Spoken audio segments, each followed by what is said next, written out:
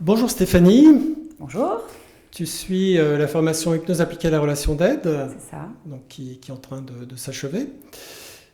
Tu peux nous parler de toi, te présenter et nous dire pourquoi l'hypnose, qu'est-ce qui t'a attiré dans l'hypnose?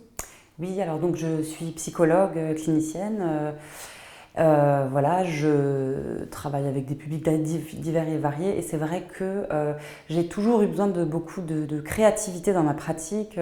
J'ai jamais aimé rester enfermée dans quelque chose. Et c'est vrai que du coup, l'hypnose m'a beaucoup fascinée depuis très longtemps et je trouve que voilà, il y a quelque chose qu'on peut aller explorer d'une autre manière que celle de la discussion rationnelle et consciente et intellectuelle qu'on peut avoir au quotidien avec les gens. C'est beaucoup plus créatif, c'est beaucoup plus ancré à l'intérieur de soi-même, on est plus dans l'imaginaire. Je trouve que ça a une autre puissance créative que voilà, un échange intellectualisé. Voilà. Et dans le courant de cette formation, donc tu as été amené à beaucoup pratiquer, j'imagine. Oui. Qu'est-ce que tu en as retiré? Comment tu as perçu cette formation? Euh, j'ai pu découvrir déjà tout ce que je ne savais pas pour voilà, entrer, accepter moi déjà de dépasser les frontières de ce que j'avais appris.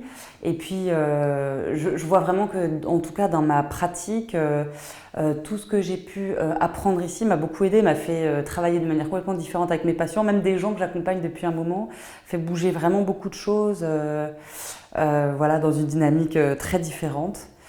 Voilà. Donc tu utilises déjà cet outil dans le cadre de ta pratique quotidienne. C'est ça. Pour quel type de problématiques notamment?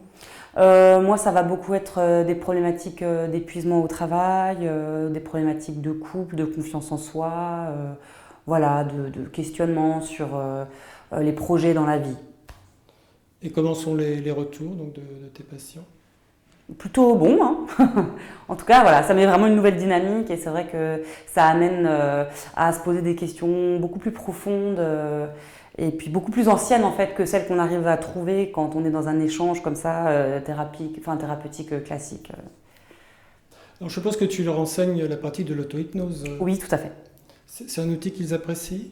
Oui, et c'est vrai que même au départ, souvent, ils peuvent nous dire oui, ah, je sais pas trop, d'habitude je suis pas forcément une très bonne élève, je sais pas si j'arriverai à le faire tous les jours.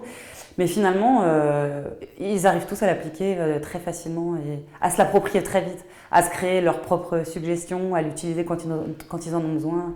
Ils deviennent vraiment acteurs voilà, de leur thérapie. Tu utilises des protocoles standardisés ou tu crées tes propres protocoles en fait? Les deux. Les deux. Ouais. Pareil pour l'auto-hypnose, tu leur enseignes un outil d'auto-hypnose qui leur est propre. Oui, enfin, du coup, je leur enseigne au début la base de l'auto-hypnose comme j'ai pu l'apprendre. Et c'est vrai qu'après, je leur laisse aussi une marge de manœuvre pour qu'eux-mêmes puissent s'approprier la manière dont ils veulent le faire ou ce qu'ils veulent se dire. Je ne vais pas leur prescrire exactement ce qu'ils ont à faire ou comment ils ont à se le faire. Je pense qu'il faut qu'il y ait toujours une marge de manœuvre pour qu'on soit acteur soi-même et qu'on s'approprie vraiment son changement.